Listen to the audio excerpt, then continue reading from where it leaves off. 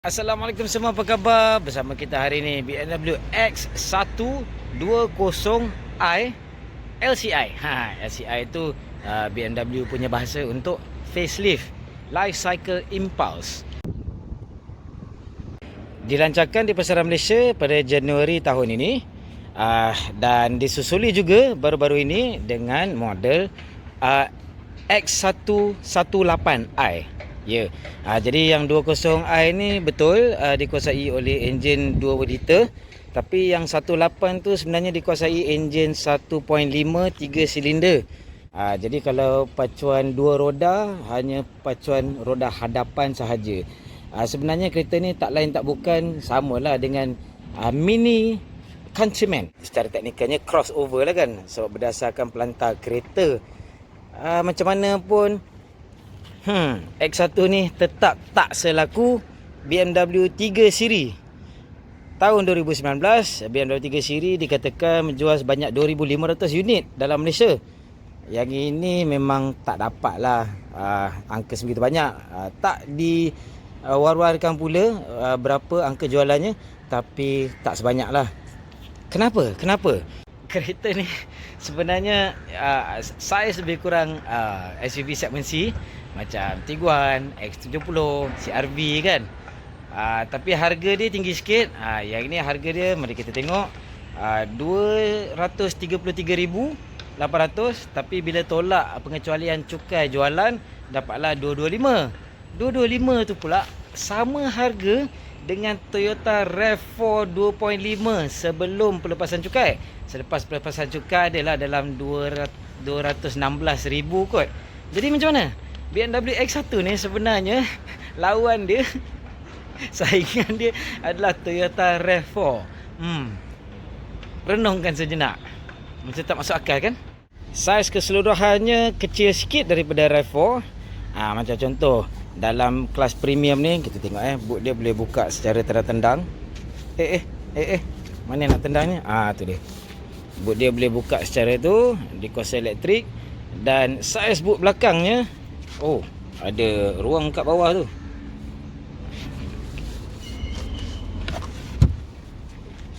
...500 liter. Nak bagi betul-betul tepat, 505 liter. Bila diturunkan kursi belakang tu, 1,500 liter.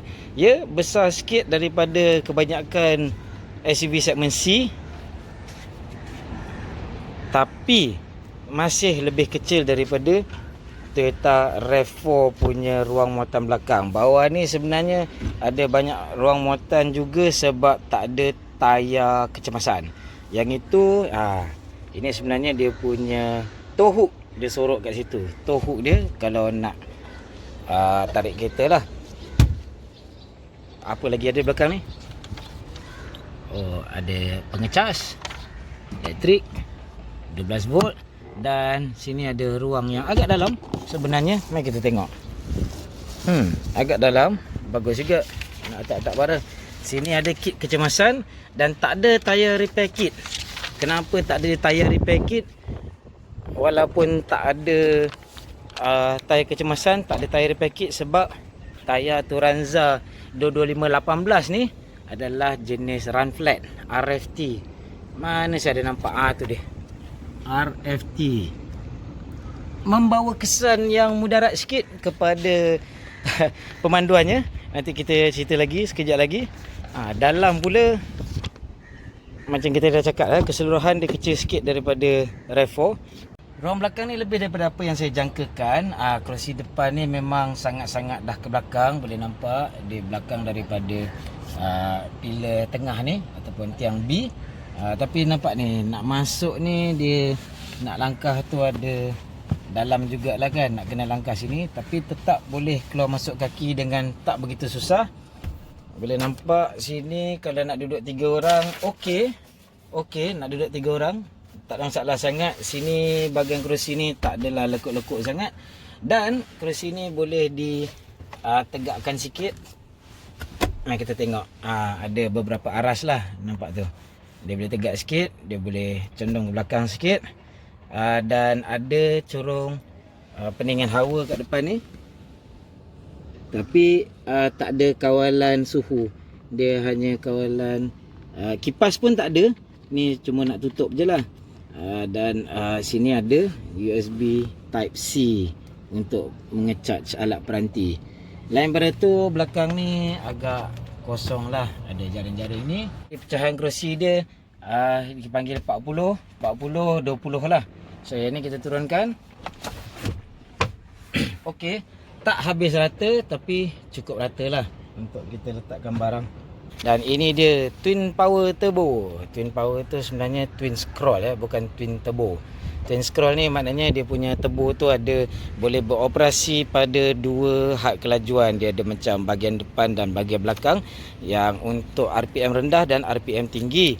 Ia juga memaparkan sistem kemasukan Valvetronic. Maknanya dia tak ada throttle body. Sistem kemasukan itu digandingkan dengan sistem kawalan camshaft double vanos.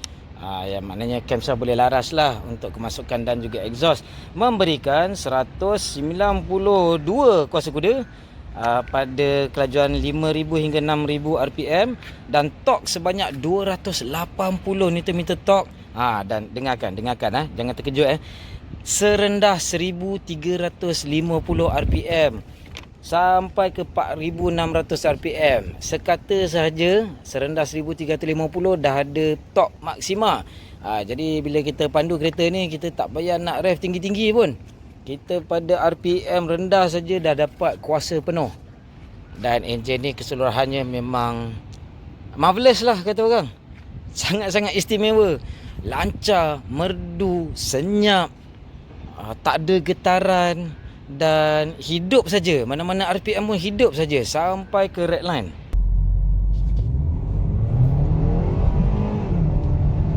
Digandingkan pula dengan DCT, transmisi dui clutch 7 kelajuan yang berfungsi atau beroperasi selancar sebuah transmisi automatik.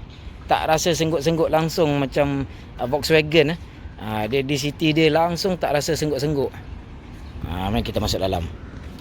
Kita masuk dalam bagi hadapan ni, nampak keseluruhannya taklah sebaru atau moden luarannya. Banyak lagi unsur-unsur yang sebelum facelift ni. Dan mari kita tengokkan. Kita tutup pintu elok-elok. Ya, ini sebenarnya LCD pula. Yalah, LCD. Dan kita boleh tukar-tukar hanya kat bawah ni saja. Dekat atas tu tak boleh tukar-tukar. Mari kita padam. Nampak tu. Padam sepenuhnya. Dan kita nyalakan balik, tekan butang ni. Ting dong, ting dong. Oh, dia suruh pakai seatbelt ke? Belum lagi bang. Belum lagi nak jalan. Jangan risau. So, skrin tengah ni dah jauh lebih besar daripada yang sebelumnya. Touch screen hanya bila tak bergerak. Bila tak dah bergerak, tak boleh nak touch lah. Bila dah jalan. Okey. Dan biasalah kawal melalui sistem iDrive ni. Dan boleh nampak sini dia agak rendah. Dia tak macam sindrom kereta mewah yang suka nak sempit-sempitkan keadaan. Jadi dia nak kita rasa lebih lapang dan lebih mudah untuk penggunaan seharian lah. Kerusi ni memang best. Satu hal dengan BMW ni kan, kerusi dia macam mana dia memeluk badan dengan sangat baik. Dan dia agak keras sebenarnya. Jadi mula-mula duduk rasa macam kenapa tegap sangat kerusi ni kan. Tapi sebenarnya dia memegang tubuh dengan sangat baik. Dan ia mengelakkan kelesuan, keletihan pada jangka masa panjang untuk pemanduan jarak jauh. Ni boleh boleh kedepankan sikit untuk berikan lebih sokongan kepada peha. Dan berkuasa elektrik untuk dua-dua penumpang dan pemandu hadapan. Dekat situ kawalannya. Kat sini ada soket 12 volt. Macam tak cukup soket je. Situ 12 volt. Dekat sini ada apa? Ni armrest ni boleh bawa naik. Dia armrest yang tergantung. Dan dekat sini ada USB. Bukan type C macam kat belakang. Sini USB biasa. Bolehlah letak phone dalam ni. Tak ada wireless charging. Jadi memang tak banyak gadget sebenarnya kereta ni. Yang ni adalah kawalan Sport. Mari kita tengok Sport, Comfort, Eco Pro. Bila Eco Pro ni bolehlah kita laraskan sikit. Dekat sini configure Eco Pro. Kita boleh tengok ada coasting. Coasting ni bagus. Sangat-sangat menjimatkan minyak dan memberikan keselesaan ataupun ketenangan pemanduan. Bila kita lepas minyak pada hal laju tinggi pun, dia akan bawa balik RPM ni ke tahap melahu. Maknanya dia free gear. Semua tetapan ini akan mengubah karakter ataupun talaan enjin, transmisi dan juga steering akan jadi lagi ketat sikit lah kalau sport mode, dan jadi ringan kalau dalam Eco Pro. Tapi itu sajalah. Suspension tak ada. Suspension tak boleh nak dilaraskan. Dengan package M Sport ni adalah ciri-ciri M tu sikit kan. Sampai kapek dia pun, dekat steering dia pun ada sikit. Dan steering ni memang memang sedap mata memandang. Cuma BMW dengan M ni, kalau ada ciri M, steering dia betul gemuk lah rim dia. Saya pun tak faham kenapa dia nak buat gemuk sangat kan. Rasa macam kurang selesa sikit lah. Tapi keseluruhan tetap sedap nak pegang. Dan pedal dia nampak tu, BMW antara pengeluar kereta yang buat pedal feel ataupun rasa pergerakan pedal tu sangat-sangat baik. Dan cakap saya pedal tu, brake kereta ni dia tak ada caliper M Sport color biru-biru ke kan, yang macam kita nampak pada 330 M Sport. Tapi brake ni sebenarnya dah lebih daripada memadai untuk kereta ni. Kami dah belasah cukup-cukup, memang tak ada hal. Satu isu besar kereta ni, dia banyak juga ciri-ciri kelengkapan yang berguna. Seperti dia ada park assist. Kita dapat kesan satu ruang untuk memakai secara sisi lah kan. Dan dah dapat kesan tu, dia boleh kendalikan steering dengan sendiri. Kita hanya kendalikan pedal, brake, minyak dan juga gear ke depan ke belakang. Tapi ia tiada langsung sistem pemanduan berkendiri. Dia tak ada sistem keselamatan aktif. Lane keep assist tak ada, lane departure warning tak ada, rear cross traffic alert semua pun tak ada. Autonomous emergency braking pun tak ada. Dia tak boleh nak brake sendiri. Yang kelakarnya yang X118 tu ada pula. Dia boleh ada kesan di radar di hadapan dan brake sendiri. Cuma dia ada ni yang kendalikan brake, cruise control. Jadi cruise control yang biasa ni, gerak luncur automatik ni, kita dah setkan speed. Jadi bila dah set kelajuan, kita nak lajukan, dia pecah lah. Bila kita kurangkan, kalau katakan turun bukit dan kita dah kurangkan kelajuan tu, dia tetap tak perlahan, dia akan brake sendiri sehingga kelajuan yang kita tetapkan. Tapi selain pada tu tak ada. Kalau motor elektrik ni pada steering dah boleh kendalikan parking sendiri, maknanya bolehlah letak sistem pemanduan yang lebih advance kan. Tak tahu kenapa spek tak cukup, faktor harga mungkin. Pesanan sikit kepada semua pengeluar kereta ni, janganlah bagi ni permukaan-permukaan yang boleh memantulkan cahaya sebegini. Silau. Tambah lagi negara-negara yang banyak matahari macam kita, bahagian atas ni punyalah silau. Saya tak boleh nak buka mata tadi. Bukan kereta ni saja.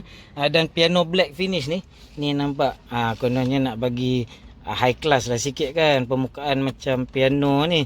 Tapi piano black ni kalau ada setengah kereta tu dia letak dekat atas sini macam ni, tapi tinggi lagi, punyalah silau. Boleh nampak tak? Mari kita tengok. Tengok tu, setengah-setengah sudut memang menyucuk mata. Bahaya ni rasanya. Bukan setakat tak selesa, tapi sebenar-benarnya membahayakan. Kenapa mereka tetap mempraktikkan amalan ini kan? Saya pun tak faham. Jadi prestasi kereta ni tak dinafikan, lebih pada memadai, dan pengendaliannya juga sebenarnya sangat baik. Springnya tak begitu keras, cuma pada kelajuan rendah boleh rasa penyerap hentaknya ketat sikit, sporty lah sikit.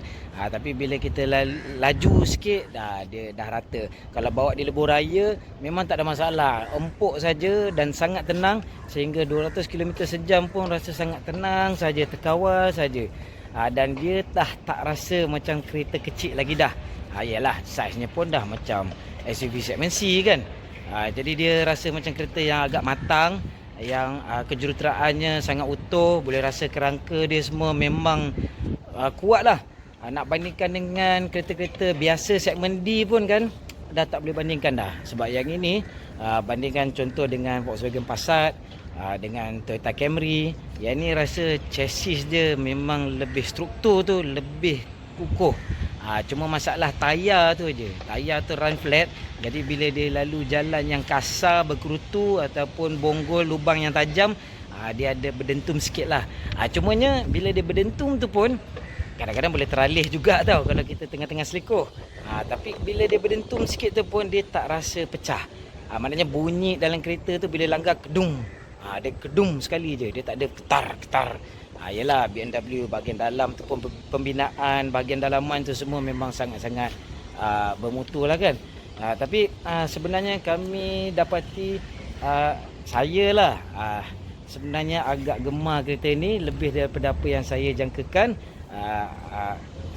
Sepatutnya saya dah test 2 series Grand Cabriolet, dia panggil apa, 2 series Grand Coupe di Portugal. Yang ni pelantar yang sama, Mini Countryman pun pelantar yang sama. Jadi sepatutnya tak adalah saya heran sangat kan. Tapi tetap saya macam taklah jangkakan yang pemanduannya sebaik ini kan. Nak bandingkan dengan sistem pacuan roda belakang BMW X1 yang terdahulu. Tapi keseluruhannya ya, agak memuaskan. Cuma harganya tu, harga BMW 3 siri tetap lebih kurang RM10,000 lebih mahal. Tapi yang ini boleh jual ke? Okey ke? Saya tak nampak lagi banyak atas jalan. Dan juga booking pun tak dengar macam letup-letup. Dan tambah lagi bulan lepas dilancarkan yang 18 X1 18i, yang itu harganya harganya hanya RM208,000 selepas pengecualian cukai. Jauh lebih murah daripada RAV4 2.5. Macam mana tu? Yelah, yang tu hanya 140 kuasa kuda, 220 Nm torque. Tapi enjin yang sama tu saya cuba pada BMW 2 Series Grand Coupe. Saya rasa cukup memadai.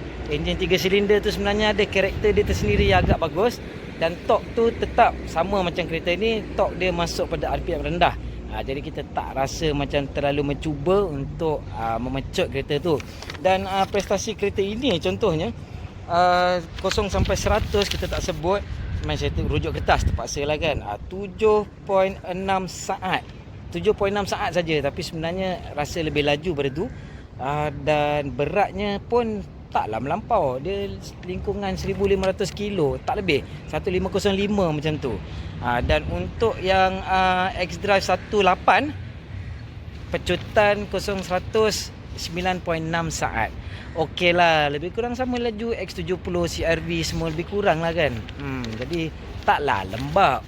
Dan tambah lagi dengan dia punya torque delivery ataupun pemberian kuasa pada RPM rendah tu, kebanyakan masa kita tak rasa macam begitu lemah lah kan. Walaupun hanya 1.5 liter 3 silinder untuk X118 tu. Jadi kesimpulannya macam mana? Kalau nak dibandingkan dengan Volvo XC40 ya, saya rasa dari segi pemanduan kereta ini lagi sedap, lagi puas. Dan nak pakai seharian pun rasa macam lagi serasi lah, lagi selesa. Tapi XC40 tu punya ciri-ciri kelengkapan memang terbaik lah. Memang terbaik. Dari segi nilai harga, XC40 saya rasa menjadi pilihan yang lebih wajar.